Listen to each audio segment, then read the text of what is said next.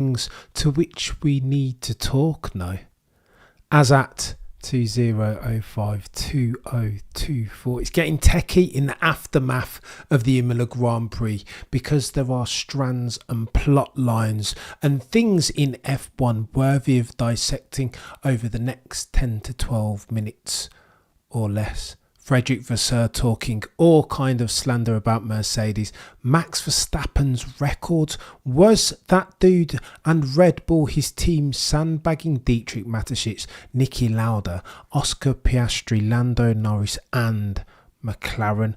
Oh, the humanity. First things first, Frederick Vasseur has spoken. He was asked even about Mercedes potentially catching them up, bridging the gap between themselves and the race leaders. Frederick Vasseur, in true Frederick Vasseur fashion, responded, "What are you talking about, chap? 28 seconds. Well, clearly that means they're catching us, if that's the difference between us and them." Oh, the humanity, slander and sarcasm all in one answer. Ferrari, though, are better but not best of the rest, because it is McLaren who are now apparently the challenger, the closest one to the balls that are red. And it was chaos, wasn't it? It was brilliant to see them at the Imola Grand Prix in the hands of Lando Norris, taking it to Max Verstappen. I'm here for it. We are here for it. What else but for competition in F1?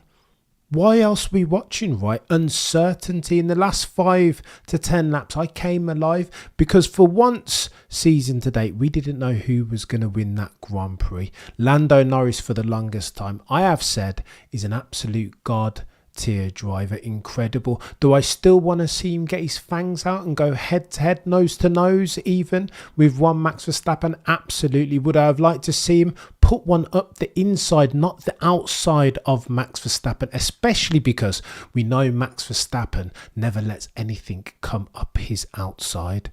If you're going to overtake the Dutchman, the 3 soon to be 4-time champion, you do it on the inside, otherwise you don't do it at all. Racecraft, some say, is what Lando Norris lacks a bit of in May of 2024. That being said, his tyre management was incredible. Fastest man on track in the second stint also. Oh, the humanity. Potentially the fastest lap would have been his, but for one George Russell. Shall we talk to Mercedes very quickly?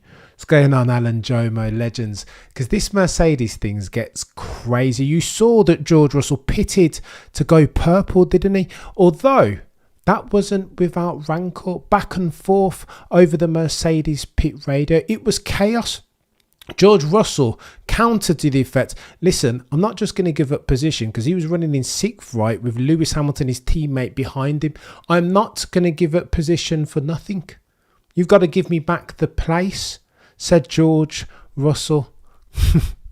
First of his name, Kingsley Norfolk. And it's chaos, because initially I read that as, you know what, fair play, George. If I were in George Russell's shoes then, pitting for the extra constructors point in the championship, I too would have expected Sir Lewis, Carl Davidson, Hamilton to give me back the place. I've sacrificed myself for the additional incremental point for the team. Give me back the place then. Although it turns out, by the way, that George Russell was going to struggle to make it through to the end anyway. This was King George Russell being King George Russell and trying to leverage strategy to mask over his poor tyre management.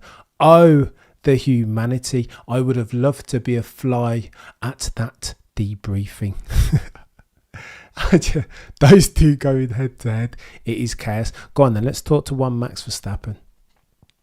I've said on a gazillion occasions since the Imola Grand Prix that this race weekend was proof positive that that dude is God tier, that his ability to get it done notwithstanding adverse circumstance, notwithstanding a car that he couldn't get to grips with, nailing the qualifying lap, nailing the setup even with, combined with the help of one Sebastian Buemi and an 11-hour stint in the simulator over the course of the weekend. Notwithstanding all of the aforementioned, Max Verstappen's ability to get it done, to execute when it matters most in the paid session is absolutely underrated. People need to put some respect on that fella's name. No longer can the naysayers say that Max Verstappen is an Adrian Newey car merchant.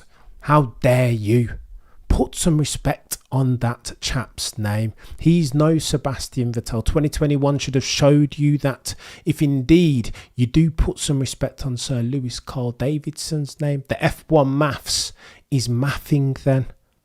My guy Peter Windsor on our latest catch-up said that Max Verstappen absolutely will go down as one of the greatest drivers in F1 history. His face will be on the Mount Rushmore of Formula One.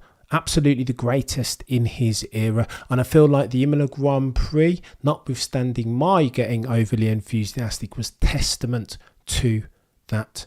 That notwithstanding, my guy Peter Windsor said he spoke to some race insiders, some of those who were close to the goings on, the weird and wacky world of the F1 paddock, and they said that they didn't believe it, that it was all too convenient, that in free practice Red Bull were absolutely nowhere, and then all of a sudden in quali, like a switch, that Red Bull, that RB20 turned on, right?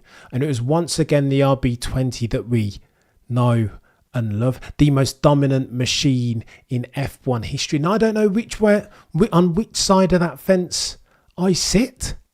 It does feel like, when you look back in retrospect, right, it does feel a bit convenient. Now, the other side of the fence will say, you know what? I spoke to Baxley. Baxley was like, mate, Max Verstappen isn't an actor. And in his radio message after the race, you could hear his relief and the fact that he'd had to put 100%. And I agree with Baxley in that statement. However, it does, not to put my tinfoil hat on for a second, but it does feel a tad rogue, doesn't it? All of a sudden, Red Bull just turned on that car and it became God tier again, right just before the paid driving sessions. Oh, the humanity. Who knows? It's very techie. Go on then, let's talk to Dietrich Mateschitz. It would have been the Red Bull CEO, owner, co-founder's 80th birthday today. And I think we need to put some respect on his name. I was watching Red Bull clips today. All sorts of daredevil missions, cars and bikes and ski jumpers doing these crazy long jumps. Red Bull is more than an F1 team, right? It's more than a marketing brand and an energy drink. Indeed, Red Bull is a sports movement. Red Bull culture clash and bloody bike event. They're big, right? They're huge. And if we talk to their F1 endeavour specifically, no one team has done more for F1 as far as bringing cars to the people. Every time they win a championship, it's a home run. You can catch them on a road in Milton Keynes pretty much every year. And how else do you build a sport like F1 if not for taking the cars to the people? Put some respect, therefore, on Dietrich Mateschitz's name.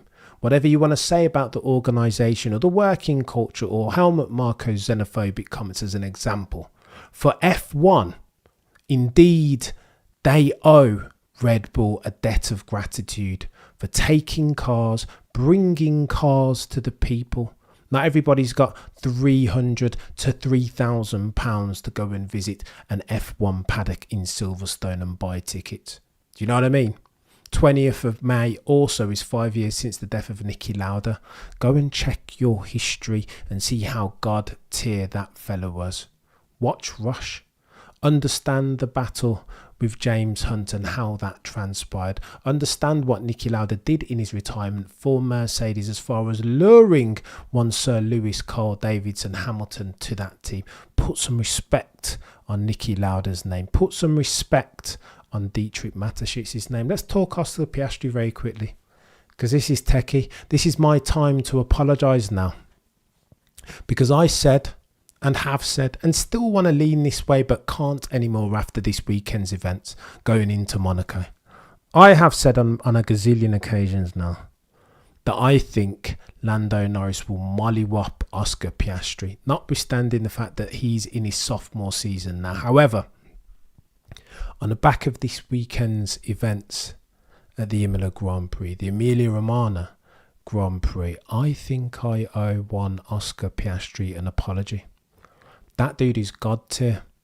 Here, let me couch it in these terms. I've said on a number of occasions also that I'm not sure the chap that's going to beat Max Verstappen, that will be able to take it to him race weekend out.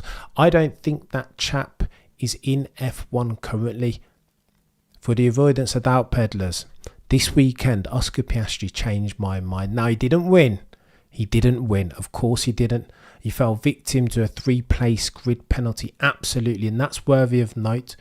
We have to append everything that I'm about to say with that. He was unlucky because, of course, if his team had had their Weetabix that morning, they would have alerted him of the oncoming Nico Hulkenberg. Do you know what I mean? Wasn't his fault. But Oscar Piastri, here's the case. Oscar Piastri is in his sophomore season. He's very young and he's still very green. You can criticise him for his race and his tyre management. But if there's one thing that you cannot bottle and sell, if there's one thing in F1 that you cannot learn, it is speed in absolute terms. That fella that Oscar Piastri is, he nailed that lap. Pole in inverted commas, but for a cheeky Max Verstappen toe. That's not to say that Oscar Piastri didn't benefit from a toe also. However, in terms of speed, listen, if there's one driver that has the ability to take it to Max Verstappen in years to come, I'm going Oscar Piastri each and every single time. Now, you can talk about Lewis Hamilton in that Ferrari. Yeah, you can talk about Charles Leclerc, etc. But what about after Lewis retires? Charles Leclerc's had his chance and we keep seeing that dude make unforced errors. I'm backing one Oscar Piastri to nail this thing. I think that dude is absolute god tier. Peter Windsor's been telling me for the longest time that he could be the next one. But Noddy Cameron over here weren't listening, was he? Because Cameron over here is a numpty. And an F1, a C-level F1 mind. But this race weekend, when you jack out the hows and the whys, understand what that lap time meant from Oscar Piastri in that papaya-coloured McLaren. That dude, that Aussie, is absolutely god tier. He might be the one to take the battle to one Max Verstappen, 3 soon to be 4-time champion over the coming years. Oh, the humanity. But I digress.